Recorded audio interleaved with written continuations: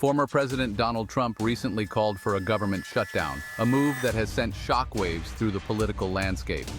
He made these comments after the House failed to pass a crucial spending bill, which is essential to keep the government operational. This bill is critical to keep the government funded and ensure that essential services continue without interruption. If a deal isn't reached soon, a shutdown could happen at the end of the month, causing widespread disruption.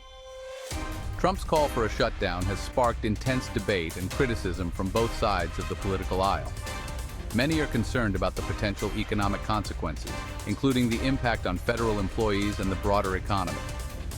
Trump's statement highlights his ongoing influence within the Republican Party, showing that his voice still carries significant weight. His words resonate with many GOP lawmakers who see him as a key figure in their political strategy.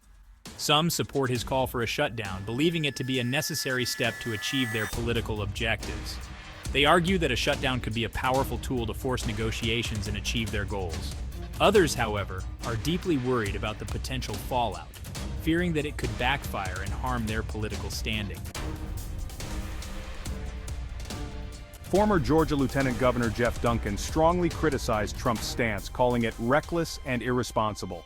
Duncan called Trump a loser for suggesting a shutdown, emphasizing that such a move would be detrimental to the country.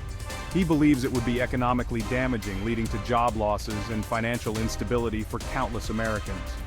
Duncan appeared on CNN to express his disapproval, stating that the proposal lacked foresight and understanding of economic principles. He didn't hold back his frustration, openly questioning the motives behind such a suggestion. Duncan questioned the economic understanding of those supporting a shutdown, arguing that it showed a lack of concern for the average citizen. He accused some Republicans of prioritizing social media attention over the nation's well-being, suggesting that they were more interested in gaining followers than in making sound policy decisions. Duncan's comments reflect a growing rift within the GOP, highlighting the internal conflicts and differing priorities among party members. The party is struggling to find common ground in the wake of Trump's presidency, with divisions becoming more apparent as debates over policy and direction continue. The shutdown debate highlights the deep divisions within the Republican Party. These divisions have been growing over the years, becoming more pronounced with each passing political cycle. On one side, some Republicans agree with Trump. They believe that his approach is the right way to address the issues facing the country.